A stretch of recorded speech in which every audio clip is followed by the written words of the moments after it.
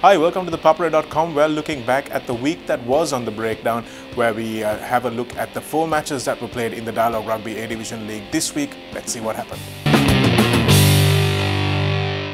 Looking at the 4 matches that were played in the Dialog Rugby A Division League this weekend, let's look at the first match, which was a draw between CHNFC and Police. Police very happy about that as well, because it was a game that they were not beaten in, and despite the results that they've been having, they can take some heart from the fact that they beat the high-riding CHNFC, who had good results against CR, good performance against Havelocks as well, although the win eluded them, and they've been on the up and up, so this will be a bit of a surprising dip for them, maybe a little bit of complacency, maybe expecting to turn up and beat Police, but that's something that they can't afford to have, CHNFC, if they're going to be a legitimate threat in the years to come. Especially this year, they've made some big upsets so far, and they've really scared Havelocks as well. So let's see whether they can maintain that momentum. But this draw is not something that was in the cards for them. They won't be happy with that, but perhaps it can be a turning point for Police's season, where they get the confidence that they can match it with the big team. So 21-all was how that one finished. Let's look at the other game at Valisara between Navy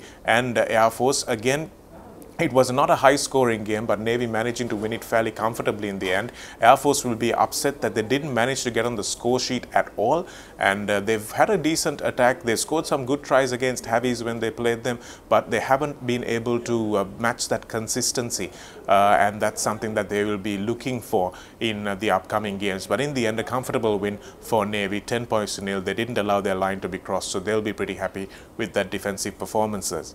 Let's look then at the 2 big games that we had on show for us over the weekend. We have Havelocks taking on Army, and that was a really close game as well. It was 21 points to 14 at halftime, and then suddenly Army came back to make it 21-19, and that's when the game was really on, because Army, remember, managed to score a famous win against CRNFC the week before, and they had Havelocks in their sights, and at that point at 19-21 the game could really have gone anywhere. Ashan Bandara had a try that was unfortunately disallowed as well. He sliced through the defense like it wasn't even there, and he was a hat-trick hero from last week, aiming to continue that good form. He had a very good game, but unfortunately had to have that try disallowed, and it was the experience once again for Havelocks late in the game that turned things around for them. Chamara Dabare scoring a try, and Dulaj Pereira keeping his head to make sure he took them out of trouble at 21 points to 19, made it 24-19, and that's when they managed to relax,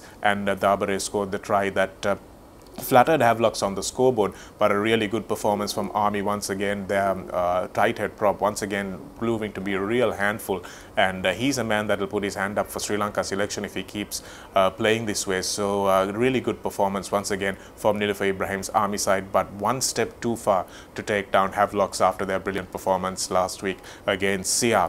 And CRNFC hosted their traditional rivals Kandy at Longdon Place in the pouring rain, and a few positional changes for CRNFC this time. Tarinder Ratwata coming into the fly half position because of injury, and that was what we've been saying all season should be his primary position, but unfortunately Kushan Indunil also injured, which meant that Rayan Silva had to come in at number 12 instead of his favoured position of number 13, and they have to move around the wingers and the centres a little bit. Kavindu Pereira proving a little bit of a threat in midfield, but didn't get the ball a lot in those conditions. Chamod Fernando also at fullback. They're choosing to start with him, and he was brilliant at school, but somehow faltering under the immense pressure that Kandy put on him on the day. And for Kandy, it really was the 12 points difference on the scoreboard. It was 24-12 at the end, but those 12 points were all experience points. Gayan Veeraratna was really outstanding in midfield, as was Fazil Marija until he was taken off.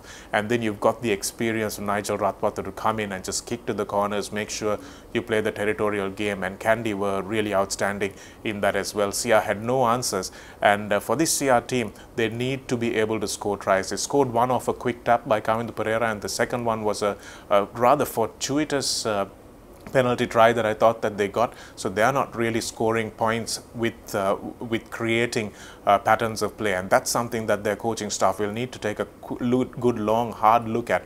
Are they creating enough from open play? And the answer right now would have to be no. But again, Dhanushka Ranjan scoring the try that sealed the game with a 10-meter slide into the try line, something that we don't often see here in Sri Lankan conditions, but it was really good vision from Gayan Weeraratne once again, who also created the gap that Jason Disanayake just burst through as well for some individual brilliance. So Kandy, they're X-factor players, they're playmakers, are the guys that are making the difference, and they will be struggling a little bit, though their conditioning doesn't look to be in the best place that they would want it, and that's why they've got so much bench strength.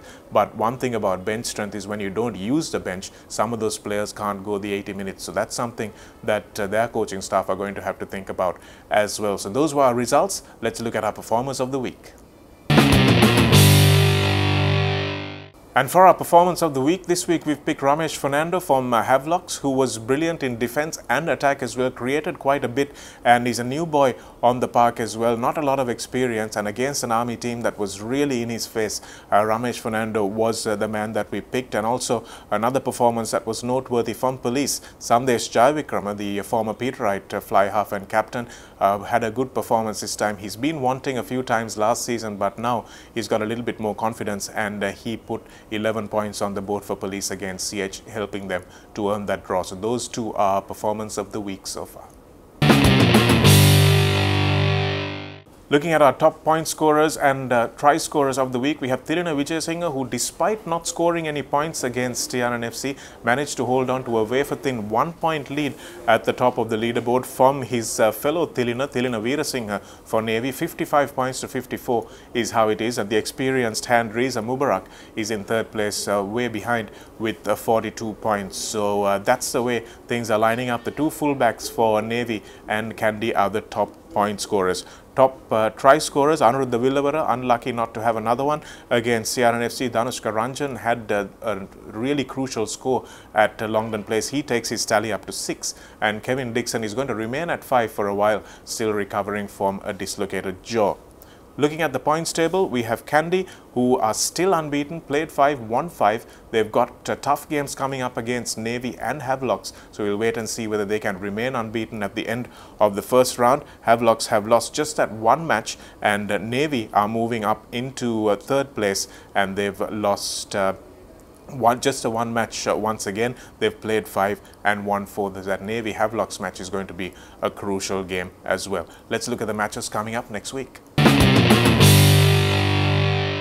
Looking at the matches coming up next weekend, on the 9th, that's Saturday, we have CHNFC taking on Air Force, a bottom of the table clash. Hopefully that will provide us some tries, that the defenses will be tested and both teams will hope to run the ball. That'll be good to see. We have Kandy taking on Navy as well, hosting them up in Nithavala, and Motilal Jatilaka knows, he's a shrewd tactician, he knows where this Kandy team may be a little bit vulnerable. Will he choose to hit them there? Can Navy, led by former Kandy old boy Dhanushka Pereira, return to his old home ground and make sure he makes Kandy pay? Will this be the one that Kandy loses? Let's wait and see.